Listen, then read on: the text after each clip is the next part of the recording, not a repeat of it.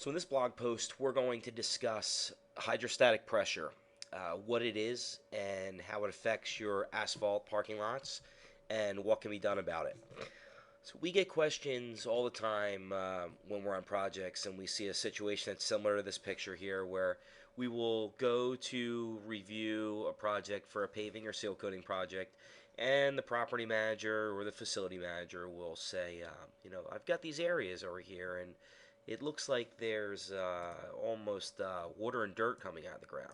You can see from this picture here where there's some sediment and things have come from the surface. And what that is water coming to the surface from hydrostatic pressure. So what hydrostatic pressure is, in essence, is there's water that is underground and it's being forced to the surface. So whether it's underground stream that runs under the property, sometimes some areas have high water tables, could be an underground stream. Sometimes it can even be a leak, water leak underground, whether it be a sprinkler line or a main that goes into the building, which on rare occasions you would know because your water bill will probably be ridiculous, and your sewer bill, which will follow behind that. But a lot of times, what it's caused by is either a high water table, underground water, or water being forced down onto the parking lot. So, in this example here, you've got a retaining wall, and you've got a road which is up there, and it looks like the road is about probably 6 feet higher than the grade of the asphalt. So what's going on is water is going into this grass. It's filtering down.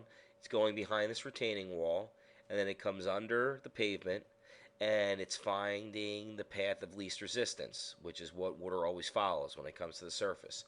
So in this instance, looks like there's probably a paver seam coming through here that's starting to separate. Then there's some regular cracks. The water starts to come through, and then it comes to the surface. So you will see, here's the same parking lot here. You can see the clay that's coming to the surface. And when you see an area like this, it pretty much means you've got a water issue, an underground water issue under the parking lot. There's a couple ways you can fix it. You can put in drainage tile, which is a 4-inch drainage piece of pipe that's got a plastic sock on it that goes into a 1 foot by 2 foot trench with clean 3/4 inch stone. It's got a filter fabric to keep sediment out of it. And what you would do in an instance like this for, let's just say there's a catch basin right here, you would excavate this area and you would run drainage tile right through that parking stall, right into this catch basin if there was one right there. And what that would do is it would wick the water from underground and would redirect it into the catch basin. So you've got this area here that looks like it's got about a 4 or 5% grade to the asphalt. As the water starts to work its way down, it'll get captured in this trench right here and then gets redirected to another source. Uh, Another question we get a lot of times is, well, what if I do nothing? Well, that's it's an option, not a good option. If you were to seal coat this parking lot and not make those necessary repairs, what would happen is the sealer would re-emulsify. So when they were done seal coating this area, all of these cracks that are through here, as the sealer lays inside of them, uh, the water will start to come up, and that sealer will turn from black to brown.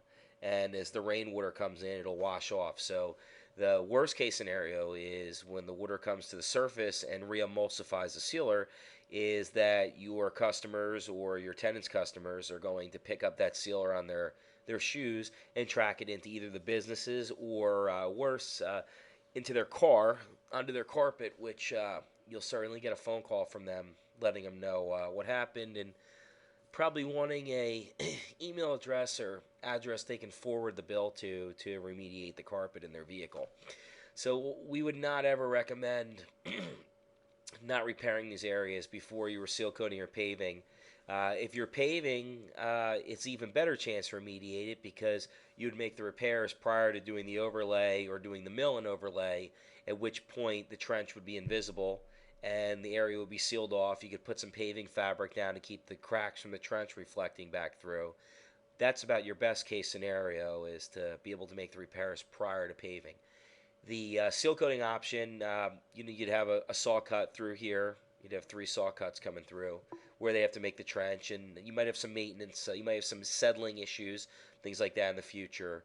But for the most part, it's pretty easily. It's remediable. It's not hard to remediate. Cost wise, if you were to run a piece of drainage tile down here on a project this size, you'd probably be looking anywhere from $3,500 to $5,000 on the high end, depending on close proximity to get rid of the dirt, the spoils that are under there, which is usually the most expensive part of the project, is finding a home for the dirt. And then depending on how deep you have to go and how wide you have to go.